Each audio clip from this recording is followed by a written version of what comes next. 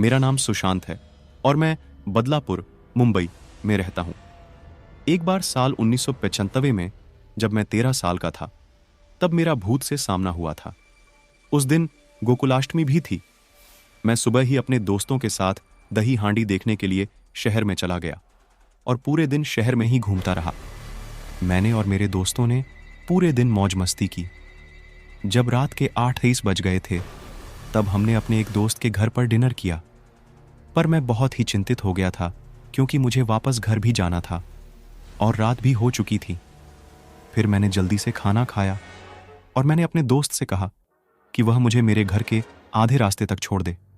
फिर मेरे दोस्त ने मुझे आधे रास्ते में ही छोड़ दिया और मैं आगे घर की तरफ अकेला ही चलने लगा।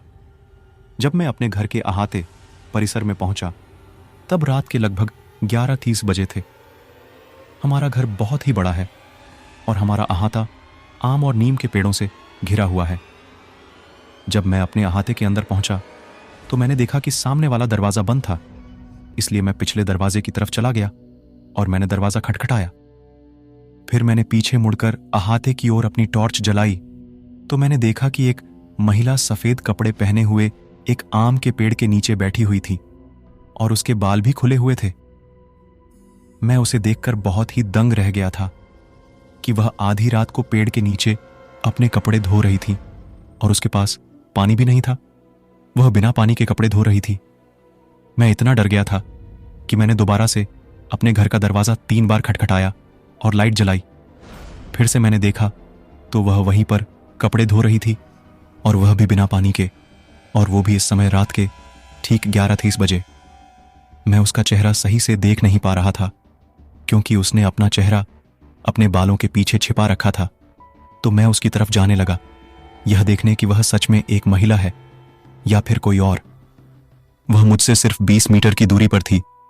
फिर जब मैं उसकी तरफ थोड़ा आगे बढ़ा तो उसने कपड़े धोना बंद कर दिया और वह धीरे धीरे अपने हाथों से अपने बाल पीछे करने लगी। उसके हाथ भी बहुत काले थे और उसने हाथों में चूड़ियां भी पहनी हुई थीं। उसके बाद वह मेरी तरफ देखने लगी। आपको विश्वास नहीं होगा, पर वह मेरी तरफ देखकर चिल्लाई नहीं, बल्कि वह मुझे देखकर मुस्कुराने लगी। उसका चेहरा काला था और उसकी आंखें और उसके दांत सफेद थे। मुझे आज भी उसकी मुस्कान याद है। मैं बस उसकी तरफ ही देख रहा था और फिर मैं भी उसे देखकर मुस्कुराने लगा। थोड़ी देर बाद उसने अपने बालों को अपने मुंह के आगे गिरा दिया और वह अपने कपड़े धोने लगी। अब मुझे एहसास हुआ कि वह कोई इंसान नहीं थी। फिर मैं धीरे धीरे पीछे की ओर जाने लगा। मैंने उसकी ओर अपनी पीठ नहीं की क्योंकि मेरी मां हमेशा मुझसे कहती थी, जब भी तुम्हें कभी भी कुछ ऐसा अजीब सा दिखे तो तुम उसकी तरफ कभी भी अपनी पीठ मत दिखाना, बस पीछे की ओर चलते रहना। मेरी मां भी अपने बचपन से ही ऐसी कई चीजों का सामना कर चुकी थी। उसके बाद मैं पीछे की ओर चलता रहा जब तक कि मैं सामने वाले दरवाजे पर नहीं पहुंच गया।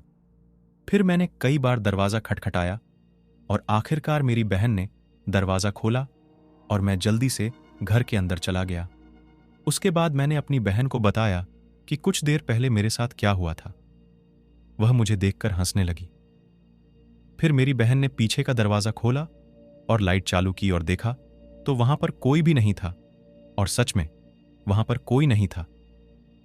मैंने उसे बताया कि वहां पर अंधेरे में एक औरत सफेद कपड़े पहने हुए आम के पेड़ के नीचे बैठी हुई थी और बिना पानी के कपड़े धो रही थी। मेरी बहन मुझ पर हंसने लगी और मुझे सोने के लिए कहा। उस रात को मैं पूरी रात नहीं सो पाया था। अगले दिन मैंने मेरी मां को सब कुछ बताया जो रात को मेरे साथ घटित हुआ था। फिर मेरी मां ने मुझे बताया कि हमारे अहाते में पिछले कई सालों से एक महिला रह रही है, लेकिन उसे हर कोई नहीं देख पाता है, सिर्फ तुम जैसे ही कुछ लोग उसे देख पाते हो। मेरी मां ने मुझसे कहा कि तुम उस औरत के बारे में ज्यादा चिंता मत करो, वह तुम्हें कोई भी नुकसान नहीं पहुंचाएगी। कई सालों से वह महिला हमारे अहाते में रह रही है और वह हमारे परिवार को कुछ भी नुकसान नहीं पहुंचाएगी। मेरी मां ने मुझे यह सब बताया तो मुझे बड़ी ही राहत मिली, लेकिन मेरी मां ने कहा था कि यह बात तुम किसी को मत बताना। कई सालों बाद आज मैं आपको यह बात बता रहा हूं। अब मैं 30 साल का हो चुका हूं और अभी मैं सऊदी अरब में काम कर रहा हूं। यहाँ सऊदी अरब में भी मेरे साथ ऐसा ही कुछ हुआ, जिसकी वजह से मैंने आपके साथ अपनी यह पुरानी घटना शेयर की थी। 11 नवंबर 2014 की एक रात को मैं रात को जल्दी उठ गया था। उस समय रात के ठीक 1 बजे थे। मैंने एक सिगरेट जलाई और मैं अपनी बालकनी में सिगरेट पीने के लिए चला गया। मैंने सऊदी अरब के एक आदमी को सफ़ेद कपड़े पहने हुए देखा, जो वे अक्सर पहनते हैं। वह आदमी बास्केटबॉल कोर्ट के बीच में एक बड़ी लकड़ी पकड़कर खड़ा था और वह उस लकड़ी को बास्केट की तरफ देखते हुए नीचे ज़मीन पर पटक रहा था और ज़ोर ज़ोर से चिल्ला रहा था।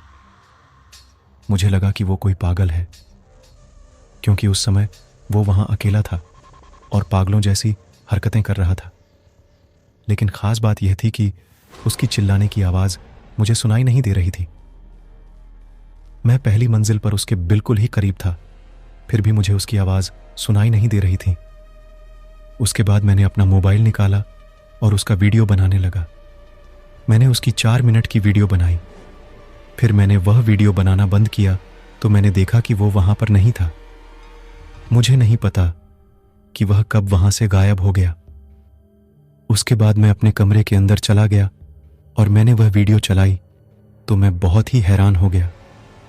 मैंने देखा कि उस वीडियो के अंदर कुछ भी नहीं था, सिर्फ बास्केटबॉल कोर्ट था और कुछ भी नहीं। फिर मुझे एहसास हुआ कि कई वर्षों बाद यह दूसरी बार है जब मैं ऐसी अजीब सी स्थिति का सामना कर रहा हूं। सो आई होप गाइज आपको यह हॉरर स्टोरी अच्छी लगी होगी। स्टोरी अच्छी लगी हो तो वीडियो को लाइक करके चैनल को सब्सक्राइब कर लेना। मिलते हैं कभी नेक्स्ट हॉरर स्टोरी में। तब तक के लिए बाय बाय।